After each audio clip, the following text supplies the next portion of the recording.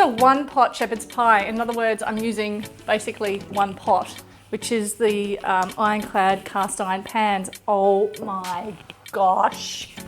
Seriously, heaven pans to use. They're non-stick, they're amazing. You got to heat them up really high. This is what I do when I'm cooking. I love them. I can't tell you how amazing they are. I want a good splash of olive oil. Yes, a good splash, Cynthia. And I'm going to add the leek, the carrots, and the celery. That pan is deliciously hot.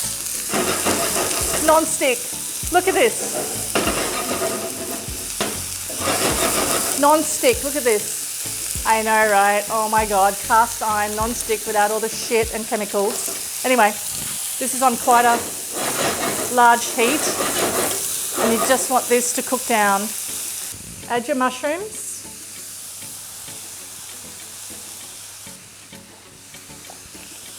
Still on high heat. Add your garlic.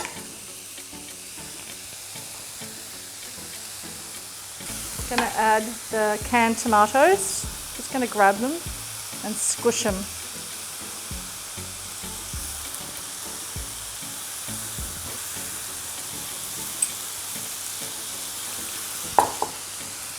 And I want a good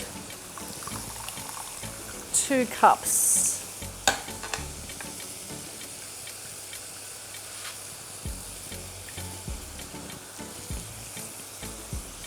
Oh, this is looking good. This is what I want. Okay, I'm going to cook this for at least 30 minutes. Now I'm going to turn it down to a simmer. Nice low simmer.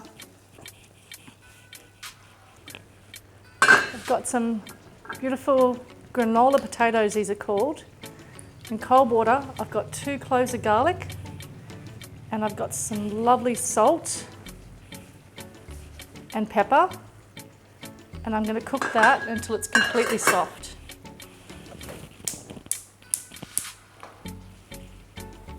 So it's been about 20 minutes. You can see how it's just, oh look, it's just falling apart. That's what we want. Okay, all the pepper's in there. Now, this is my secret trick. Are you ready? Are you ready? That's my magic. All right, and then I'm going to put a good, like, nice big splash of it in there. And then I add olive oil. This is my trick to quick mash. Splash of olive oil. And then I make sure it's seasoned well. So I give it a whiz and then I taste it. Just plonking it on there and covering the whole situation.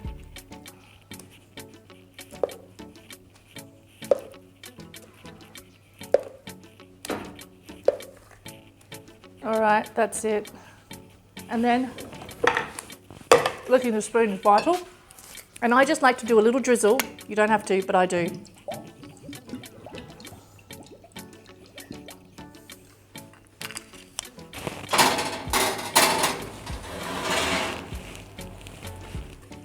Okay, I'm going to sit here and take every last scrap of this out of this bowl. I've got the oven on around about 180 and it's hot. I think I'll leave it in there for like 15 minutes, 10-15 minutes, and have a look how it's kind of like bubbling over, you know? And when it starts like bubbling and everything's kind of, all that liquid coming up, oh my God, I can't stop eating this, coming up, then it's ready.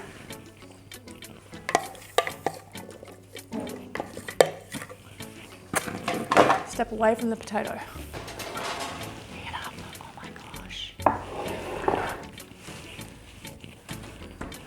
Happy. That is it. Dinner's ready, everybody. I mean, look at it. It's fabulous. This is amazing. We're using real food, real ingredients for you at home for your ultimate health. Stay tuned. Okay, that's what you're gonna do. Carrot. Just chop it up. Garlic. This is the cheese sauce. Stay with me, don't leave me. You're gonna love this, trust me. Okay, you're gonna peel your potatoes. So this is my nacho cheese recipe, right? And we're just making it into a stringy, kind of cheesy situation. Dump stuff in and we know, right? I don't know how we know, we just know. Everyone's got their genius. Okay, bring it to the boil. You're gonna boil that until it's completely soft, until everything is so soft, where you can stick a situation like a fork in there or the back of something that's not sharp and it's just soft. And then we're gonna let it rest. And if you're gluten-free, use gluten-free breadcrumbs. If you don't have gluten-free breadcrumbs and you've got gluten-free bread, toast your bread, toast it again, don't burn it, toast it till it's really, really crunchy. If you're nut-free, don't put cashews in there. I just want the depth and the creaminess coming through, so I'm gonna put them in. So, doing its thing. Grate a bit of garlic on that, just a little bit. It's only like half a clove, not a lot. Actually, you can make this at home, Gigi.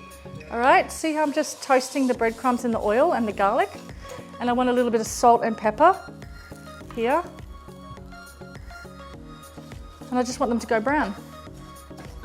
Smelling like glory right now. This is amazing. The smell of this is just delicious. Nice and soft. See how it's just falling apart? That's what we want, it to just fall apart. That's gonna go into there. There's the cooking water, which tastes, by the way, delicious. Stay with me, people, stay with me.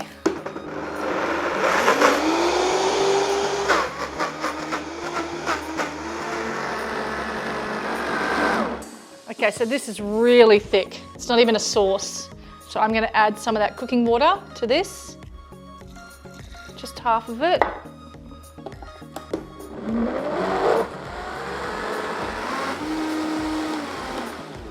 It's still super thick. I do want a little bit more liquid in there, so I'm gonna add a little splash of that to get a little bit runnier.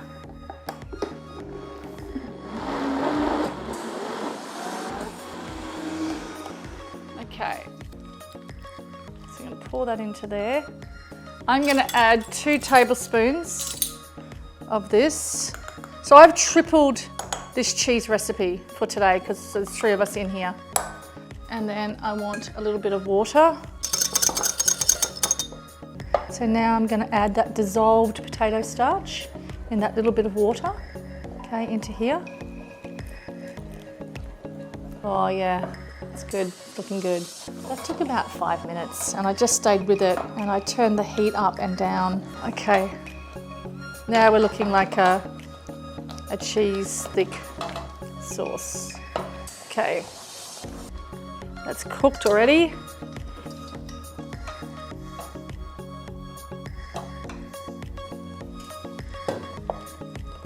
Straight into the skillet. Look at this. These are the breadcrumbs. And I think the more the breadcrumbs, the better. What do you think, guys? The more the better? This is enough for 3. And that is how you make a vegan mac and cheese without all the crap and the fake cheese and the crappy sauces. What's really great about this is the seasoning in your hands and the energy that you bring to the table. You know, acidity and sweetness and tomatoey and all those things. It's really quite beautiful.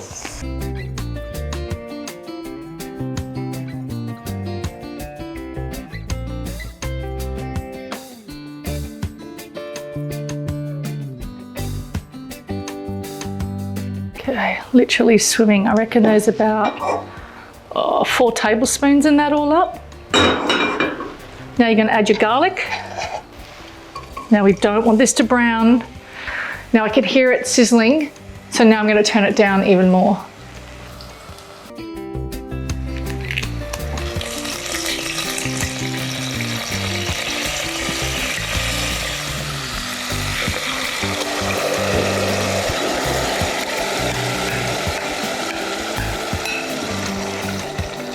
Now it's time to taste.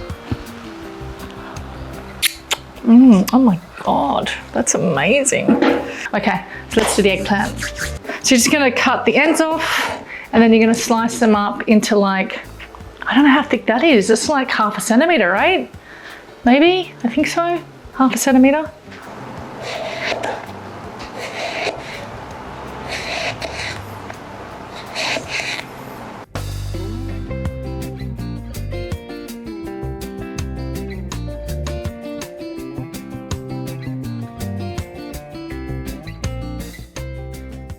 Okay, let this just do its thing for about 20 minutes and then we're gonna pat it dry with a cloth.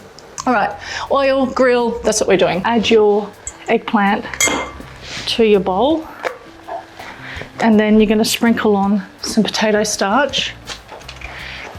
Like I said, you can use corn flour, arrowroot flour. Potato starch is something I have in my pantry, so a good 1/4 cup. And then lots of oil and grilling.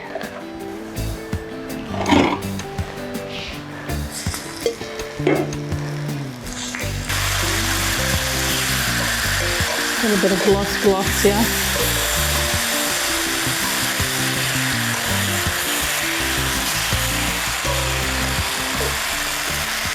Okay, just that pile on top of each other like that, and rinse and repeat and set it aside.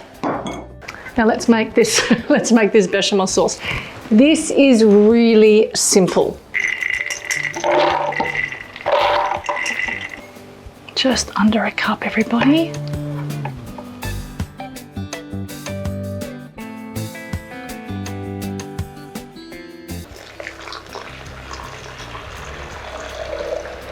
Okay, psyllium husks. So around about 2 tablespoons. Yes, that does. It's a brilliant machine, let's be honest.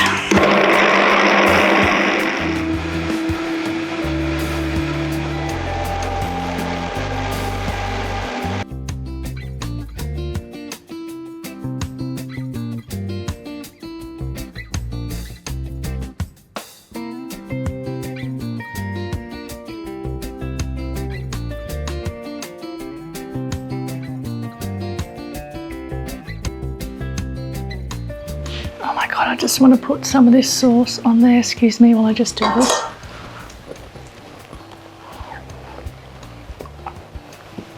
Holy. Excuse me. Oh my God.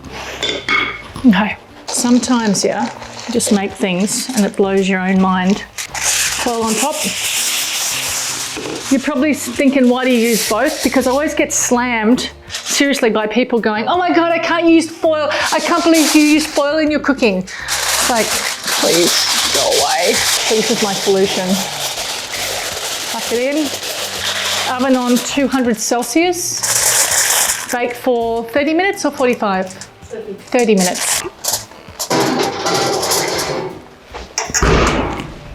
Winning.